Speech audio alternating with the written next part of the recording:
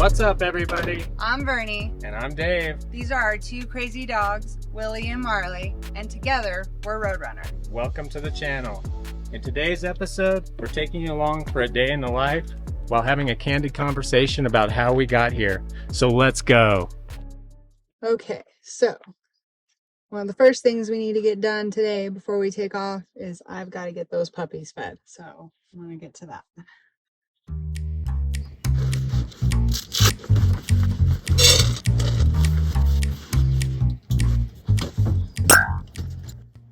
That's another thing, because I haven't cleaned up yet. Watch where you step in the van. I'm gonna go ahead and grab their food. Nice. Are you doing it? I'm doing it right now. So Awesome. I just told everybody that the first order of business is we got to get these hungry puppies fed. Okay, nice. So I can just take this out there and do it all for you. All right. Awesome. Teamwork makes the dream work. Teamwork does make the dream work.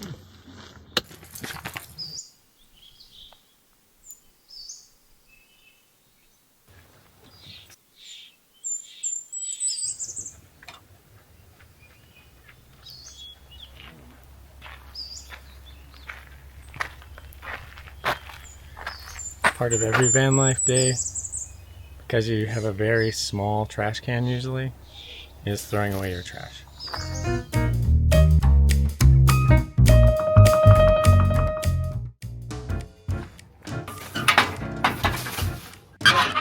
Let's start handling some of the clutter. I think that's a good place to start. Let's get these dog toys put away.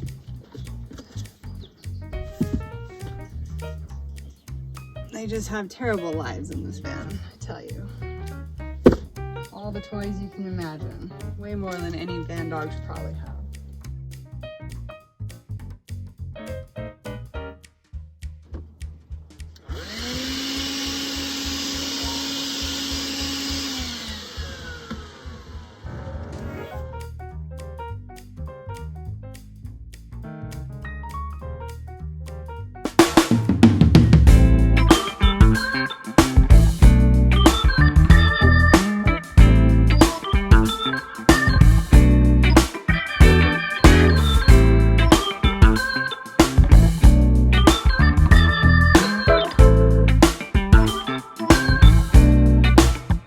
Boom. Now we're ready to get groceries. Nice and clean and organized.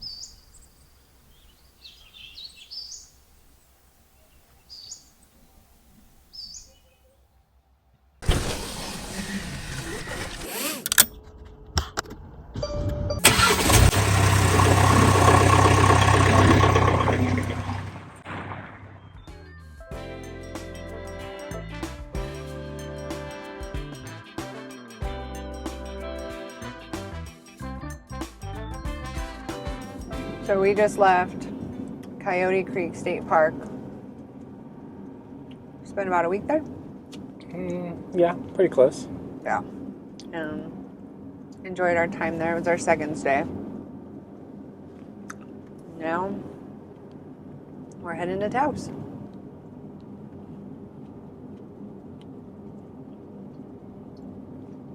Need to get groceries, maybe some laundry. Oh, Groundhogs everywhere. there's groundhogs everywhere. Mm-hmm. Yeah, that's really it. Just groceries and some laundry if we could get those two things in. Yep. I don't think we need to do. Yeah. We got water already. Then we'll be good. We got rid of the trash. We'll be good to find another site. Mm-hmm. Get it on there. It looks so good. They're so good. I'm gonna eat them all. Oh my god, Look. Oh, look at all the baby Look, look, look. ducks.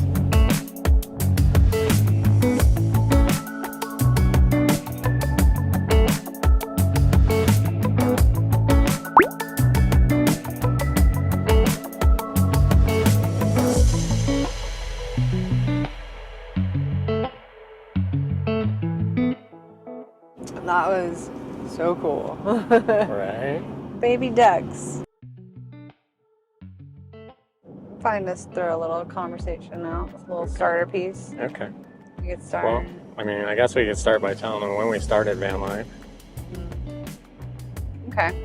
So. Or how we even came to terms with doing van life. So we're going all the way back. It's not that far, but. It's 2.5 years back. Yeah, well, how did we get into full-time RV? Or full-time van life? Like the real how? Like Yeah. hating corporate life? All of it. Like Corporate life, all of it. Like having a job that you just know there's not much room for growth. Yeah. And the room for growth that is there, you just don't want it. Yeah. And throw in a terrible boss at one point that just made me do a Google search. and you landed on who? I landed on Chrome. Chrome. Van City Van Life. Van City Van Life. And if you don't know who Chrome is, you should go check him out. He's got some really good tips for van life. Oh, yeah. And quite a few of them we have used ourselves. Oh, 100%. So, anyways, stumbled across his videos. And I remember walking out into the living room of the house we had at the time, and I was telling David, I was like, do you know people live in vans because they want to? Like, I was so naive.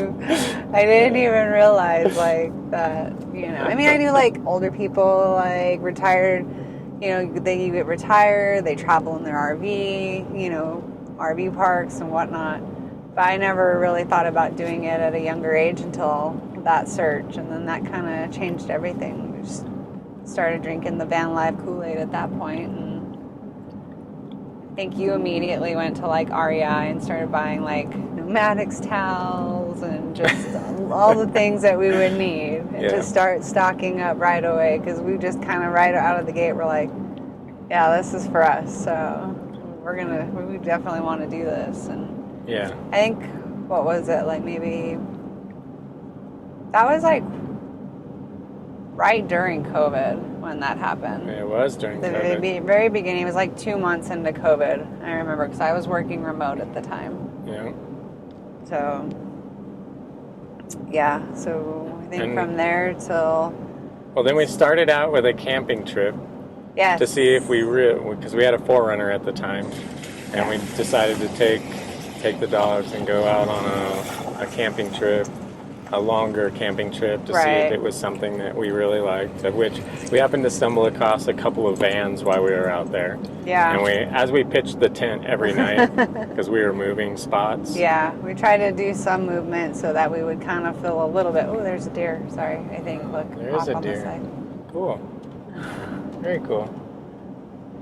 Fuzzy little antlers. Yeah, sorry, can't show you guys. Only have so many cameras. Mm-hmm.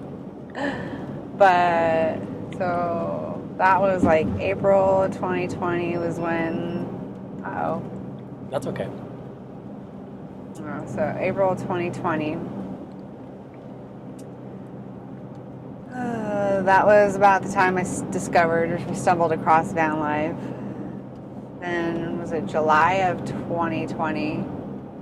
Was it July? Did we go that year, that first year, or 2021? I believe so. I can't remember exactly, but it was not too long after that we had took that camping trip.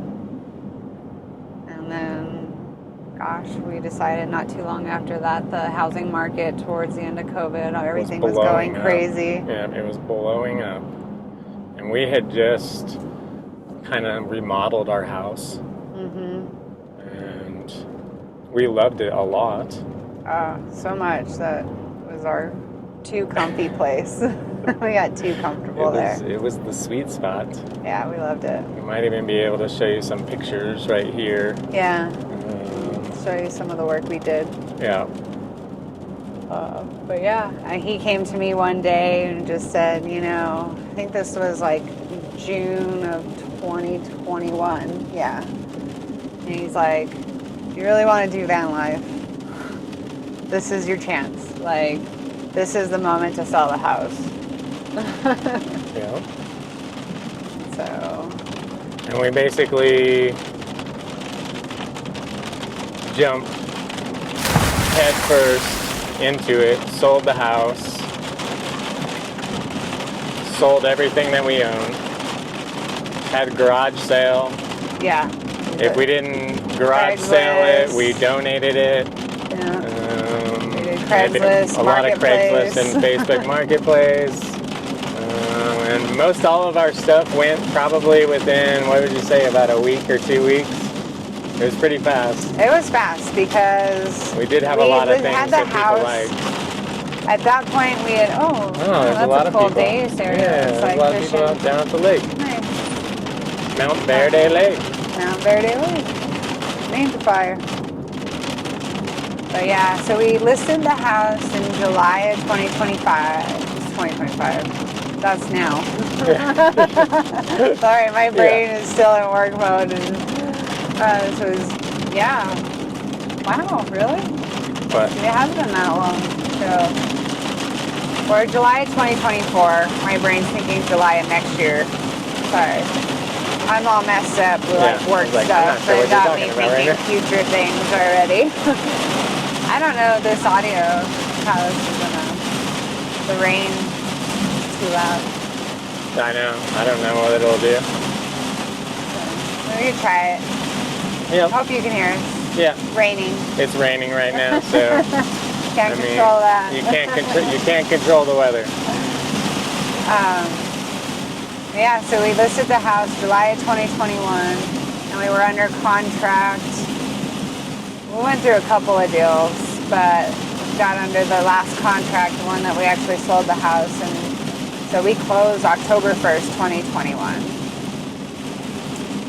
So then we just started getting on the hunt for a van, and we sold both of our cars. Oh yeah, we sold both of the cars. Yeah, we sold both cars.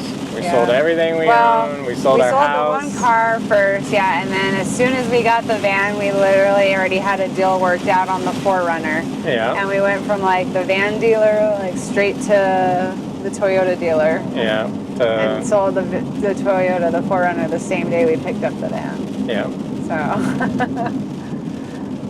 And then for our first year of van life, so we bought a 2022 Pleasure-Way Recon 4x4. Yeah. From a local dealer. Yeah.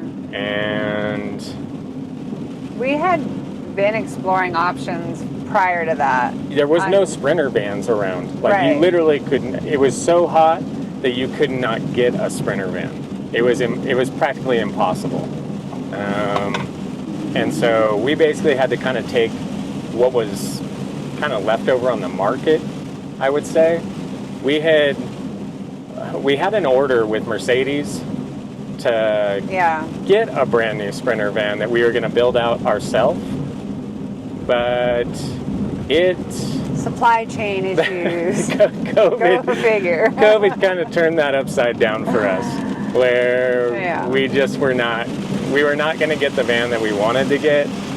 And so we decided to back out of, they gave us the opportunity to cancel the order.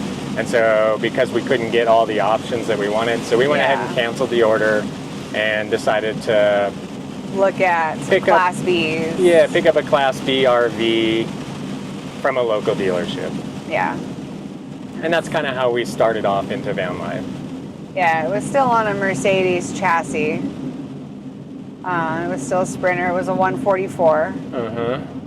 So in that sense, it was definitely a van, but it was a Class B RV. That's how it's registered. That's how it was insured, and it was built out by another company, a manufacturer. Do you want to just keep rolling into Taos? Yeah. Okay. I'm fine with that. I'm fine with that too. that's gonna. It's a cool little town, but this will tide me over for sure. Yeah, and since we're not drinking at the moment, yeah, no need to stop at the brewery. No. Although my head turned, I was like, I bet it did.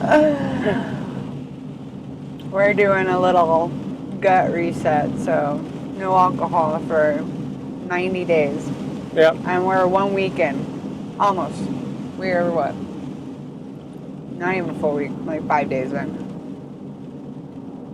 Zebs. This fruit is so good. You never know, too, like if we go to that Sid's Market in Taos, maybe if they have a deli, we can see what they have there, too. Yeah. And we can put together something that way. Nice. I like it. Trying to think of ways to avoid fast food on travel days.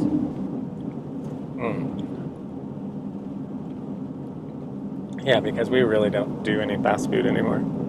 No, everything we do for the next 90 days, it's somewhat restrictive. Yeah, but it's all organic fruits and vegetables. Fruits and vegetables. And grass-fed meats. Pasture raised. Not really doing any dairy, no gluten, no sugar. No alcohol, no sugar, besides what's in like fruit. Yeah, besides natural sugar. And even that, we're doing certain fruits. Yeah, so that it's not super high content. Yeah. So that's kind of what we'll be on the hunt for in Taos. We're going to go try to find a cool organic market. That's also part of our simple van life that we're trying to do, and simplify it too, and being healthier overall. Because this lifestyle really lends itself to you being more healthy, because you have to get out and walk frequently. I mean, you could stay in the van all the time, but that's but that's not realistic. And it gets boring in the van. You have to throw trash. You usually have to go and use the bathroom. You gotta go in, you gotta fill water. Get groceries. And we're in a longer van now. We're in the Sprinter 170. Why am I blinking it? This is the 170. This is a Sprinter all-wheel drive 170. We came from a Sprinter 4x4 144. That's right, 144. That's the of which we also had 2 dogs in the 144, but it was completely functional and good, and we definitely had a flow for it. Yeah. But we decided the original van that we were going to build out from the get-go was a 170. And so what we decided to do overall, and this happened while we were in Lake Havasu, how long ago was that? About a year? Almost 2 years now. Yeah, about a year and a half, 2 years ago. It'll be 2 years this winter. This way? Yeah, I think you got to go left turn. Yeah. Because that's going to take you out the other way, right towards 25.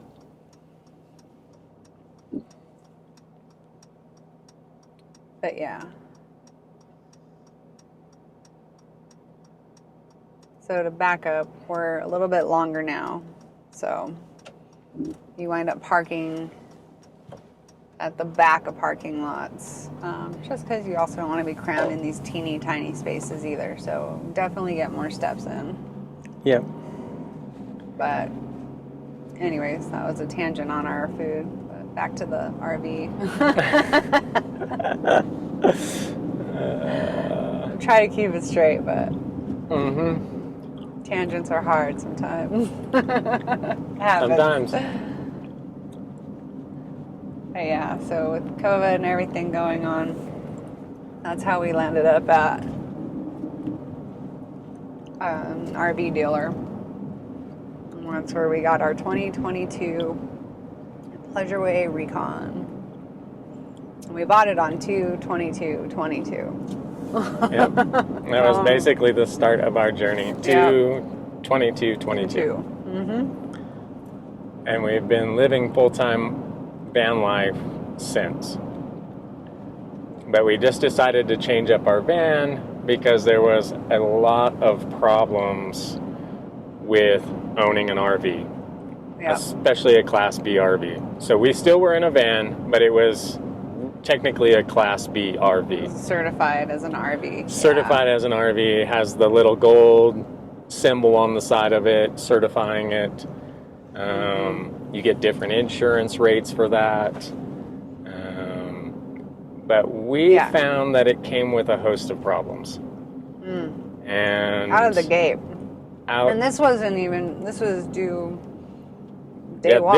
This was straight off of the lot. So right as soon as we got it from the dealer, we went to immediately within driving 20 miles away from this dealer, our check engine light comes on immediately. Day one of Vanlife. So immediately our van life starts out with this interesting journey. We know nothing about Mercedes at this point in time, so we're like freaking out. We're in a Home Depot parking lot. And what we know about the check engine light is there's two different ones for Mercedes. So there's a check engine light that is solid, and then there's a check engine light that's flashing. If your check engine light is flashing, don't drive it. Don't drive it. You want to stop it right there and call a tow truck. Yeah. But if it's solid, you can drive it. You can drive it. If you have a code reader, you could find out what the code is and know pretty much right away what the issue is. We didn't know that at the time, though. Yeah, we didn't know any of that, and our check engine light was solid. We didn't know any of that, so we basically pulled over and we were like, well, we got to start making phone calls, because normally when a check engine light comes on a vehicle, you kind of need to pull over and we've see had what's mostly going on. newer vehicles. We've been very lucky in that regard. Right. So we haven't had to deal with many check engine lights. So that was it's rare. A first for us. It's a rarity, right? In our last 20 vehicles or something. Yeah, it's stupid how many cars we've had. Right. But yeah, so we're sitting in a Home Depot parking lot, and I'm calling down to Mercedes immediately. And we're like, what do we do? Yeah. Oh, we need to make an appointment. And we worked it out, and then he was like, is it flashing? I'm like, no. I'm like, okay, you're good to drive. Yeah. So we set up an appointment. We brought it back in. Turned out it was a bad O2 sensor. What happened was, Go ahead. okay. The dealer, when they were building out the van and the RV, they didn't drive it enough. These things are meant to be driven. Yeah, it sat for a long period of time. And so that was one of the bad things about it being an RV, is how it was handled during the whole build process. So yeah, day one of van life, check engine light comes on. Immediate anxiety and deep sinking feeling for me, because I'm like, oh, what have we done? What did we just do? We just sank all of our money into this thing. We sold off everything we owned. We bought this thing that immediately the check engine light comes on.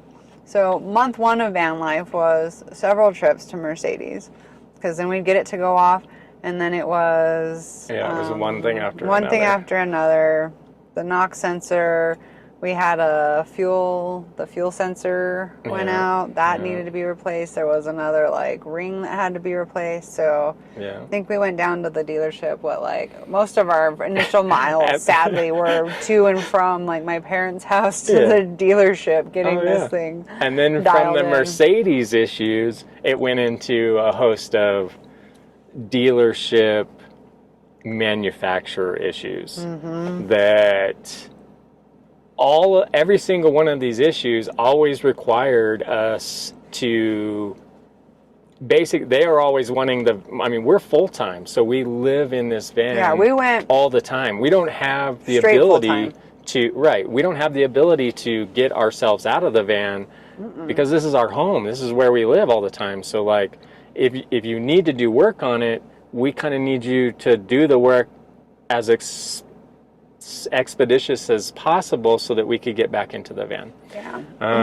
And they were continually wanting the van for these multiple issues for a week, a month. Right. It was the most ridiculous amount of time that we can't be out of the van. No. So pressing them to just, can you do it in a day's time?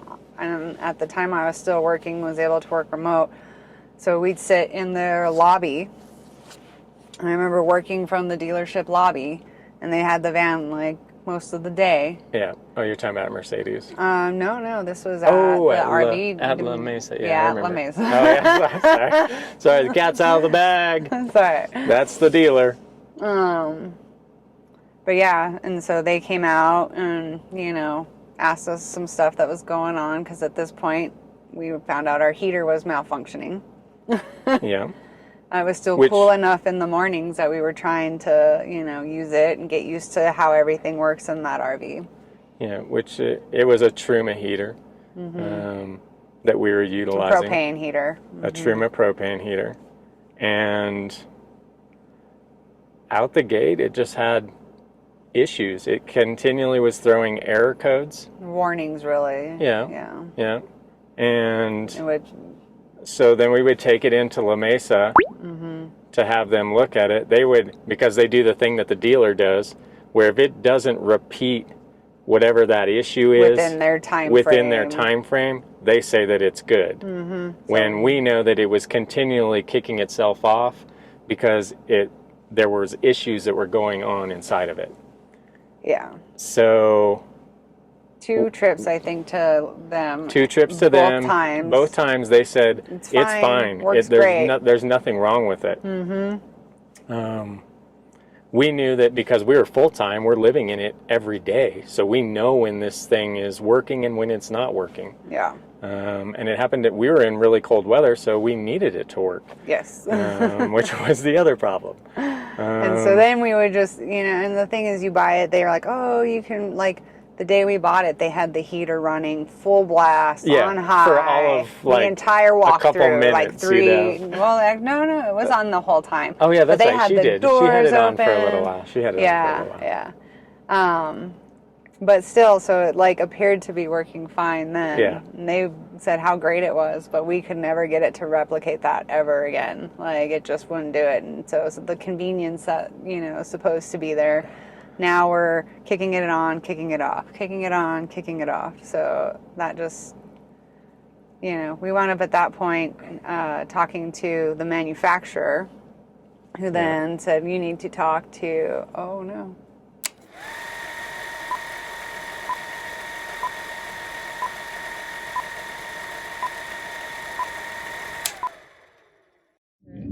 Alright, so new YouTuber mistake on my part. He's been warning me. My phone storage got full, so we're gonna bring you back in where we were talking about. Yeah. So we had contacted the manufacturer at this point, since La Mesa really wasn't getting anywhere with the heater, and they put us in touch with Truma directly to try to go ahead and get the issue resolved. So then it just became even more of a planning thing, and we wound up having to schedule Truma to come out and meet us in Arizona because we were on the road. Oh, the dangers of van life. Van life's dangerous, y'all. Especially when you store a lot of stuff overhead. But yeah, so then we had to start coordinating with Truma to come out to Arizona and meet us. We wound up having to get a hotel. That took like a whole month. Oh, we didn't even get that done. So at this point, like, this is where we are in our van life journey. We started having heater issues like right out of the gate when we bought it back in February of 2022. By the time we are able to connect with Truma and get them to come do something about it, it's now December of 2022. So 10 months, our first 10 months of RV life, van life, where with a malfunctioning heater. And then Truma comes out to Phoenix. Yeah. We get a hotel so we can get out of the van. At our expense, by the way. At our expense, by the way. Nobody's offered to, you know. Right. Nobody paid for this but us. So what happened is we ended up getting into the hotel. We moved all of our stuff out so they can get to what they need to, where the heater was located. They said they were going to put a new heater in, and that we shouldn't have any issues from there on. Yeah. So they install the new heater. Mm-hmm. While the technician is there, I'm out there kind of just seeing what they're doing and what's actually going on and what they're replacing and what their work quality is like. And so the technician tells me that this was really not a Truma issue. This was a Pleasure-Way design issue, which was causing that continual fault that was happening in the heater. And so now we have one manufacturer blaming the other manufacturer for the issue, and we just need a heater that works. Right. So now we have a new heater. Yep. They've now drilled different holes for, was it ventilation, or to shorten the hose and try to help the design. Right. So, they drilled it up. They blamed Pleasure-Way's design as to why the thing wasn't working correctly. And so they drilled a bunch of new holes to try and get this one to work, and they said it would work fine after they replaced it. Brand new heater. Like, immediately out of the gate, throws an error code. Right. Like, first night we used it. Immediately. And all we could do was laugh. Yeah, because everything that we've been through to solve this problem and doing all the right things, you could see that it just wasn't. And it drug out over so much time. The fact that it was 10 months to even get anywhere with it, like, incredibly frustrating. And it never really got fixed. No, it didn't. So, and that's one of the main reasons, just little things like that. Well, it's not a little thing. Like, we're full time. We need heat when it's cold. Yeah. And so not being able to really know enough to do the work ourselves, and then trying to let the warranty. Yeah. Well, a lot of that stuff you will avoid the warranty if you go start working on it. Yeah. So there's that. If you go and void the warranty, well, then what good is having a manufacturer build this van for you? Yeah. If they can't build a good van, and that was the problem with that. That's not even to mention the mice issue that we had. Oh yeah. Mice were getting into the compartments that they had built down there, so obviously there was a hole that was left open somewhere. I couldn't find it. We eventually got to the point where we were so burnt out on that particular RV that we went ahead and sold it. Yeah, we were actually in Lake Havasu. We had spent the winter out there. Since we only had a semi-functioning heater. Right. We knew that we didn't want to stop Vanlife. Right. But we knew that we had to change up what was going on, because you leave all the control to these RV manufacturers. Mm-hmm. And the time. I'm gonna go out on a limb here and say that, maybe 20% of them make a great product, but the other 80%, you're going to be dealing with issues. And it's not a matter of... take it back to the dealer to have them fix it for you, which means you're going to have to leave it with them. And if you're full-time, that becomes an issue real quick. Yeah, if you're just, like, hobbying and you have 3 weeks to go leave it somewhere, you're not inconvenienced, you don't need a hotel or an Airbnb. I mean, then that's probably going to be a little bit more doable. But for us, it just doesn't work. So, yeah, that was really... going through all of that. And then we also had something else happen too. Like, we had something in our electrical system early on malfunction too, and so we had to call the dealer, the RV dealer, who then contacted the manufacturer, who then reached out to the manufacturer of the electrical component, and we had to like mail stuff back and forth. We couldn't read our batteries for like a week or two. I don't remember how long it took, but it was a little bit of time. And then we opted, they thankfully let him install it without it voiding the warranty, so we didn't have to deal with taking it to the dealer. But pretty much the whole first year that we had that thing, it was always dealing with something. So we just decided we were kind of done with that. And that's another big reason that drove us back to our original plan of building out our own Sprinter 170 because we decided after being in the 144 for a year, a little over a year, we decided that, you know, we did want some more room in the van. Yeah. And so we went back to our original plan with the Sprinter 170, and we decided that to eliminate all of the issues with dealers, because there's so many issues there that, like, it's kind of a nightmare once you get involved. It's like the game of phone or whatever, you know. Yeah, you're calling this person, you're and in. Right. You just don't know what information you're getting is even good information. But that pushed us back into the DIY build. Yeah. Of building our own so that we control it. And the only person that we have to deal with is, yes, we have to deal with the manufacturers of these components, which is easy. And we also have to deal with Mercedes, and that's it. So we cut out the dealer and, you know, the RV manufacturer. So. Just makes it easier. If something goes wrong, we installed it. We know our products, what we put in here. Yeah, we can troubleshoot, get it fixed, and get back into motion. And for all of those reasons that we kind of just cited out to you, that's why we stamped this an RV fail for us. It was. Because it was a nightmare. So, and I know everybody has their own set of circumstances. Right, but being full-time, you really have to think about this stuff. You do. For us, we don't have the convenience of time on our side to be displaced. we also have decided, after all of that, because it was so chaotic, we decided that we wanted a very simple build that's very easy to maintain, that we can do it ourselves, and we're good.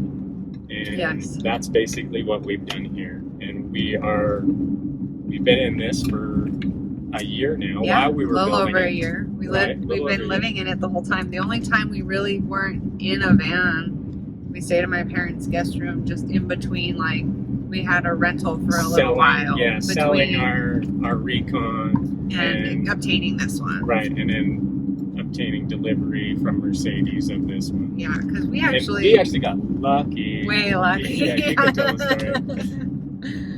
Yeah, we weren't sure we were gonna get a van at this point. When we decided to sell the Recon, we weren't sure. The market was still pretty hot. Mercedes at this point is marking up all their sticker prices by like $5,000 to $10,000 due to the demand. And of course, for the type of travel we like to do, we really wanted to get the new all-wheel drive Sprinter. So, having another van. Every time you see a Sprinter van, usually you wave at it because the van life community is pretty strong. It is. But yeah, we weren't sure that we were going to get one. And so at this point, he's looked all over the internet. He's made some phone calls. We haven't really had any luck. The only thing we really hadn't checked was locally. And the reason for that was we just didn't think that they would have one available. Or we didn't think they had them. Every time we'd look up stock, it was all... long story short, Mercedes lists everything, even if it's already sold. Yep. So it can appear that something's available when it's not. Yeah. So at this point, I told him one day we were cleaning out our storage unit, at our storage unit, and I told him, I said, let's just go down there and talk to Billy. Like, he helped us with the first van. We didn't take it from him, but maybe we'll just see, you know? When we placed our first order, he was the one that helped us. And yeah. She brought it up. I was looking out of Cali trying to find, because it seemed like Cali had quite a few of them. Yeah. And she made a call to Billy. And we went down there that day because we were not that far. You drove us down there. And I remember being hot. We were in that rental van that we had. That thing was that's a whole other story. After driving Mercedes Sprinter, it was a transit passenger van. Like being in a very tight tight box. So that's just my own personal opinion of it. That's part of the reason we chose the Sprinter was how nice the cab is. We're also very tall, both of us. Yeah. And so being in that transit, if you're like 5 foot something, and I would say more like 5'5", 5'6", you might be okay. But man, 6 foot people, it's kind of tough. So and then that's throw our in space 2 is dogs. And it's just, we need more room in the cab to get around. We don't want to have to be hunching and bending over. But so, I mean, we can wait him out, but he stayed in the transit with the air running with the dog, and I just ran in to go see if Billy was even there. And you know, we just got really lucky that there was a van manufacturer locally there that decided to not take this van that we're in now. They wanted to do a 170 extended. And so he was kind of going through his inventory. He goes, well, this guy might let this one go. And this technically was the exact van that we wanted to buy. Yep. Other than maybe the color, but we love this color. Yeah, we've after grown to having love it for it. a year, we love this color. Yeah. It's stone gray. Yeah. And so we just got really lucky that he called that guy and said, you know, hey, if you're still not going to take that van, like, I've got somebody who wants it. And, you know, we didn't get the full markup, but we got a 50%. He reduced it from them being marked up like, oh my gosh, look at that. Wow. What is that? Let's see if I can spin you guys around. That is crazy. That looks crazy. What happened? A fire maybe? Something, it looks like something fell into the house. I did look like a tree maybe or something, but you couldn't see it. Yeah, that was crazy. I don't know. Sorry. The other thing about van life, squirrel. Squirrel moments. There's lots of squirrel Do you moments back- in van life. Yes. So. But yeah, we got lucky that he let it go, and we put down our deposit and Scooped it up scooped immediately. it up, and within, I think we only had the rental van for 1 month. Yeah, and then it arrived. And yeah, and we waited it out. I think we went like, we dropped the rental van off at one point. And at this point, he was working because we knew we were going to have to come up with money to build out the van. Yeah. And so we both went back to a full-time work for a while. And so he was able to use his company truck, and then I just stayed, you know, worked out of my parents' house for a little bit. But I think that was only like a week or two that we didn't have anything, and then this showed up. You know, it's been no turning back since. So And then we kind of started living in it almost immediately, yeah. even without a floor or anything. Yeah, Remember, this is just a straight cargo van that does not have anything inside of it, and we basically we didn't have a floor or anything built out yet. And Yeah. We just started living in it right away because Yeah, we we already liked living in our last van, and we figured the best way to really get accustomed to it is living in it all just the time. start getting into it and getting used to the space. So we started doing a lot of camping, like on the weekends. Chrome also is a really good person Yeah. to talk about some of this stuff, where he says that you really need to live in a van before you build out all the stuff, Yes. because you don't even know what you want. You don't. And that's kind of You what think happened you do. to us through the Recon. We is- thought it was the ideal layout for We did. us. We thought it was the jam. It had a shower. It had all these a bells wet and bath whistles. that we never used. It had you know, the awning. It had our lights outside. Had a it cassette toilet that I had to learn the lesson the hard way, that Oh, yeah. elevation causes pressure changes. It had an induction that you basically had to put on top of the fridge, so you had to get everything out of the fridge before you were even going to try and cook something. And it was so heavy that we had to keep it in a drawer on the very bottom, and it was a very deep drawer, so we didn't have a lot of other storage space. So then you have to pull out everything that was on top of the cooktop to get the cooktop out. Yeah. And it just became this whole process. So I mean, that's why we put the hitch fire grill on the back of the Recon when we had it. Yeah. Because that made dinner cooking so much easier. I could just pull stuff out of the fridge, set it right on top, get it prepped, and then he's out there grilling it up. You can go back and see some of our. Yeah. I've got an older video that we just put up recently that shows the hitch fire on the Recon, and so you can kind of see what that was like. And it was probably the most efficient way for cooking for a 144. Yeah. It was amazing. We loved it. Moved that space outside, so it no longer took up that valuable space in Inside. the van. Yeah. Yeah. So that's kind of how we got into this thing. And then, yeah, we pretty much started building it immediately. Started taking weekend camping trips, building during the week. And And we decided to be real smart about, we don't have all the tools necessary to build our own like floor and certain things like that. So we've just kind of pieced it together from other suppliers that specialize in that and can use like CNC machines to cut the floor. We became more of a project manager. Yes. Even though we were the installer, right. We also were just kind of like project managers. We allowed other companies that make really good products to make the products, and we bought the products and then we installed them on our own. So, and we're still installing. At some point, we'll do another video where we kind of go through a lot of the stuff that we've installed in the van so that we can live full time. But we'll save that for another video. Yeah. As you can see, we're still have projects in the works, so we're not completely built out. But the beauty of that is we're still finding that we still rearrange things like continually and change it up and go, hey, that's just doesn't feel right. That flow's not working. Yeah, let's change it up. So just being in it, utilizing the space. Vanlife teaches you to be very flexible. Yes, it does. You have to be. There's just things. It's not when things will go wrong. It's when they go wrong. Because they will. Because they're going to. This is such a pretty drive too. We're almost at house. It is. Yeah, we're not too far away right now. No, we're getting pretty close. So. Do you want to talk about some of the things we love about our builds? Yeah. Or what's something that you love? Something that I love? Yeah. I love our open floor plan. Oh, you took what I was going to say. I did.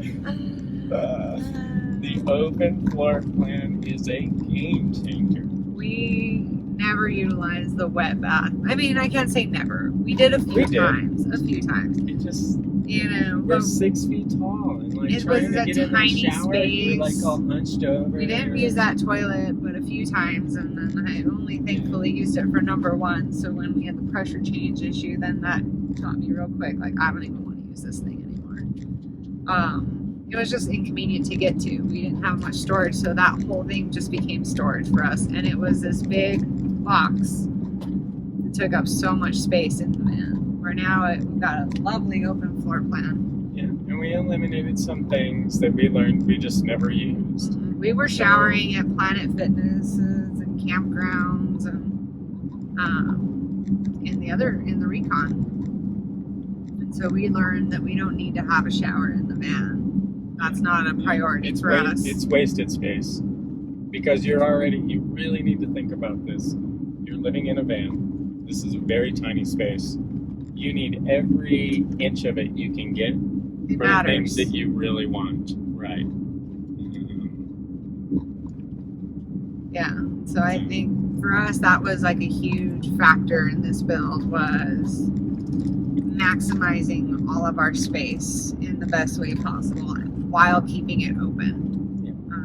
So we've got storage bins we've installed. We've got some cabinets we put up, which are game changers. Love them. They're awesome. And just, again, continually working the flow as we build it. It really helps dial in everything so that it's what you want. Even our power system was a very simple install. Yes. The EcoFlow power system is amazing and super simple to install.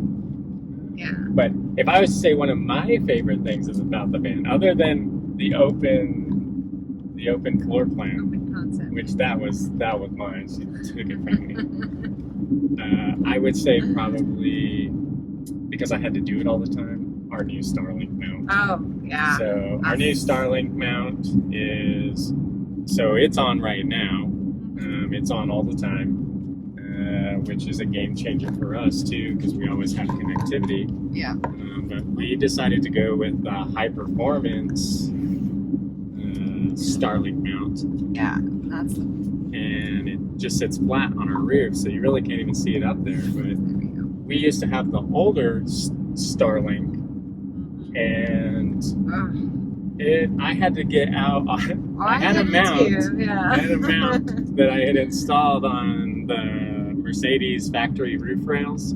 Pivot mount. It was a pivot mount From Starlink. From Starlink, and so I could just get up there and click it in and set it up. It wasn't too bad, but it was kind of a pain because you had to do it. Well, and if it's 2 raining, times a day, if it's windy, right? You're dealing with the elements at this point, and we're running the cord at that time, the cable out the window.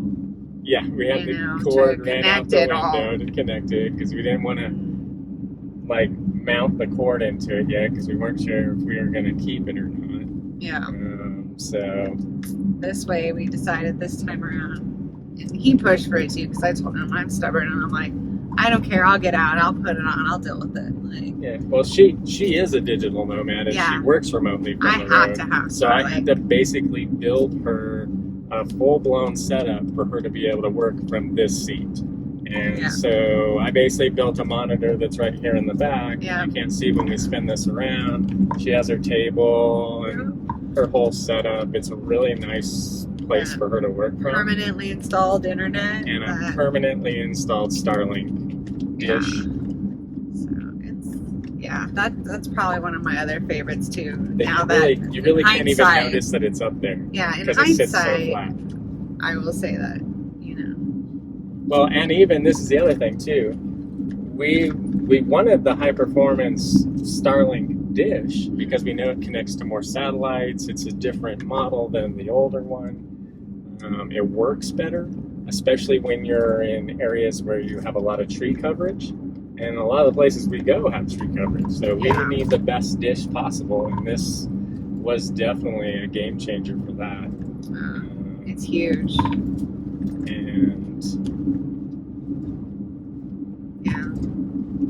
And there's so many things I love about our builds, Is this Taos? It is Taos. Taos. Like right on the fringes of it. We are. We're going to need to, I think when the road splits, there's like a, let me look and see. It's one of these coming up. Maybe we should have worked back there. We can always need to go come back up this way. Tractor Supply's over there. Okay. I should have turned it that way. Yeah, I missed it. Scenic route. Yeah, that's what happens when you're talking. Yeah, no, it's. But no, so one of my favorites would be the Starlink, because I think it's a real game changer for you and for the way that we live, because we like to have connectivity. Because we even switched all of our phones over to basically just to Wi-Fi. Yeah. Because we have it on all the time. So why do I need cell service? If I'm away from the van, that's understandable. That's why we went with Visible, and we have a very, $25 a month to just have service, and of which they do have very good service. Yes. For $25 a month, which I don't know why these carriers are taking so much money from people when Visible has a plan that does the same thing as all these other guys. But hey, and then again, everybody's your situation might be different, but like for us, we're always in, near, or around the van for the most part. And when we do take off from the van, we don't generally want to take our phones or devices with us because we're disconnecting, and we're, I've been at the computer all day and I've had enough, and it's like, no, it's time to go hike or go walk the dogs and play in the water. So it just made sense for us. And that's the other thing, not just simplifying how we live, but even trying to simplify our finances as best as possible so that we can travel the way we want to. And cutting back costs on a lot of things really helps with that. It does. So we also like to travel a bit slower too to help with some of that stuff. So sometimes today's not going to be that kind of a travel day. We won't go too far though, because we're going to find a place. We'll have to find something maybe nearby. Yeah. I know there's good camping on the way out of here too. Huh? Yeah. We'll look it up and find us a spot for tonight. But we need to start looking around too and just kind of seeing. I know if we at least get to the Tractor Supply, then from there I can map us over to Sid's or whatever. We might have to backtrack a little. All we really need to do here is just go to the store and get groceries, and then go to we can find a laundromat. Yeah, if we can find a laundromat, that'd be great. But if not, I mean, it's not the end of the world. I think I have enough to get by until Pagosa. Yeah. And so this is Taos. Because that's the next there's no laundromat left that I here know of. to go up here to turn around. no. Even though we need to go that way. I didn't want construction. Oh, wow. That means we're going to have to go a whole different way. This is Taos. Yeah. The city of Taos. Tight little streets. Construction right now. Yeah. Oh, there's the plaza over there. Okay, wait right here. She look pretty. Plaza. It'd be nice when they fix it. Repaving it. Mm-hmm. Ooh, the hat store. See, that's where I will lose all my money, is in cool little towns like this. I need a hat. I need a t-shirt. This is a cool little town. I like this. Which I don't need any of that stuff, by the way. Yeah, maybe a cool hat. I'm not exactly sure where. Is it hot?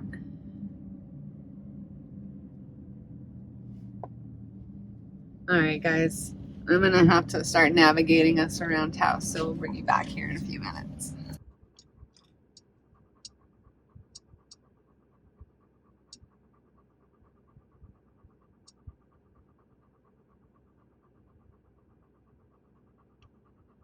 The route is being calculated. The route includes unpaved roads.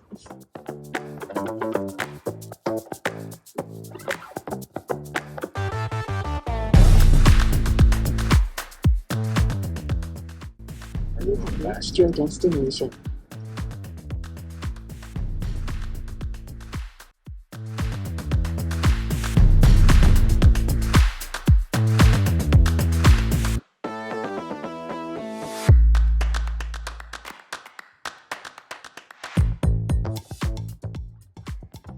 Is your daddy going to get groceries? Yeah? You can go shopping?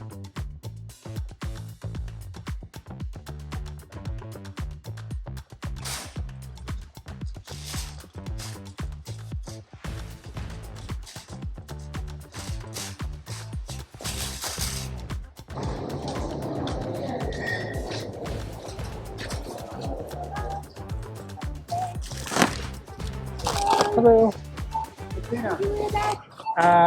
Yes, please.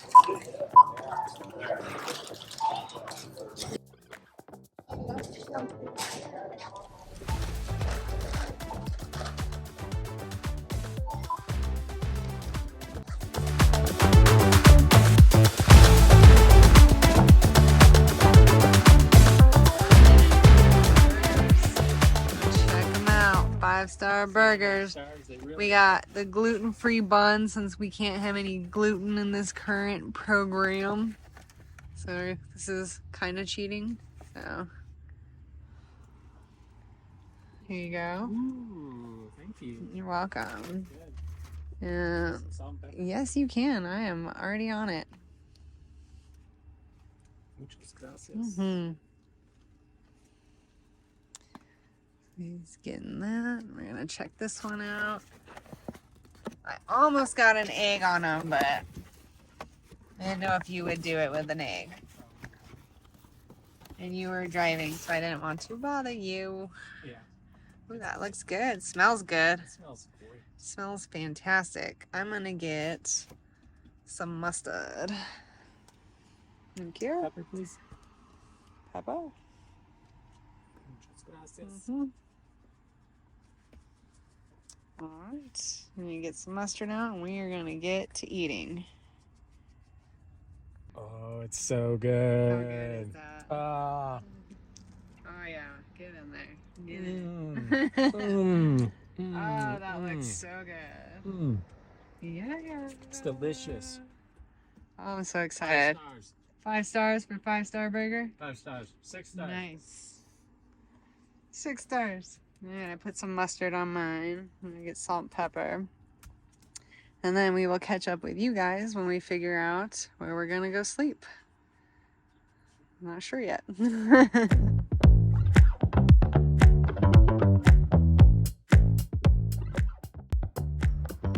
Alright guys, welcome to home for the night. We are staying tonight at the Taos Mountain Casino. It's free, it's close to town, and in true van life fashion, we just didn't get through everything today that we needed to. So that means tomorrow we're gonna have to pick up on Errands where we left off before we head to our next destination. But we wanted to say thank you for joining us, coming along with us today, and we will see you down the road.